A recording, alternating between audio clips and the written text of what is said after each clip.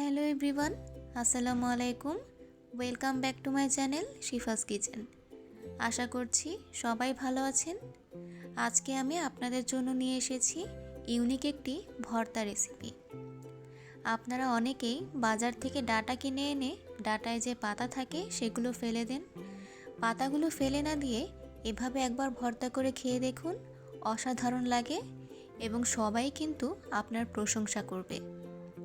তাহলে চলুন চলে যাওয়া যাক মূল প্রস্তুত প্রণালীতে। এখানে আমি ডাঁটায় যে পাতা থাকে সেই ডাঁটার পাতাগুলো নিয়ে নিয়েছি, অর্থাৎ ডাঁটা শাক যেটা। ডাঁটা শাকের মধ্যে এখন আমি দিয়ে দিব স্বাদ মতো লবণ।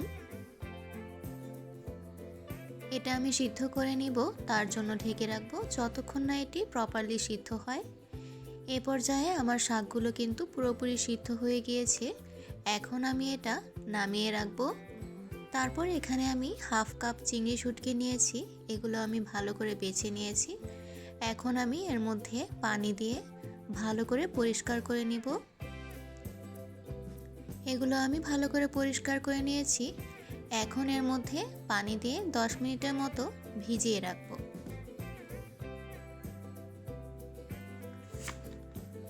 তারপর একটি প্যানে পরিমাণ মতো তেল দিয়ে এর মধ্যে দিয়ে দিব 3টি রসুনের কোয়া, দিয়ে দিচ্ছি বড় সাইজের 2টি পেঁয়াজ কুচি, তারপর দিয়ে দিচ্ছি 15 থেকে 20টি কাঁচামরিচ। কাঁচামরিচগুলো আমি মাঝখান থেকে এভাবে কেটে নিয়েছি।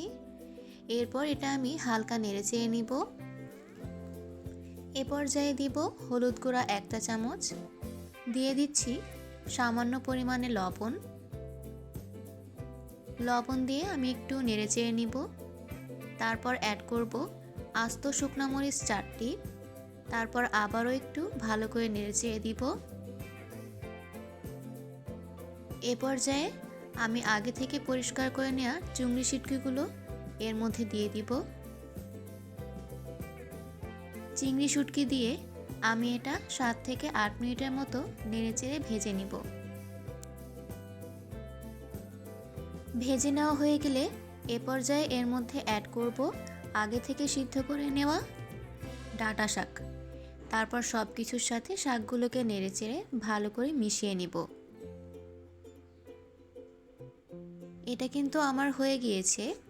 এখন আমি এগুলোকে ঠান্ডা করে বেটে নিব। আপনারা চাইলে এটা ব্লেন্ডও করে নিতে পারেন। আমার বেটে নেওয়া কিন্তু একদম ডান। ব্যাস রেডি হয়ে গেল মজাদার চিংড়ি শুটকি দিয়ে ডাঁটা শাকের ভর্তা। আশা করছি আপনারা এই রেসিপিটি ট্রাই করবেন এবং আমাকে জানাবেন কেমন লাগলো। আমার এই লোভনীয় ভর্তার রেসিপিটি যদি আপনাদের কাছে ভালো লেগে থাকে তাহলে অবশ্যই আমার ভিডিওটাকে শেয়ার করে দিবেন এবং আমার চ্যানেলটিকে সাবস্ক্রাইব করে পাশেই থাকবেন। ধন্যবাদ।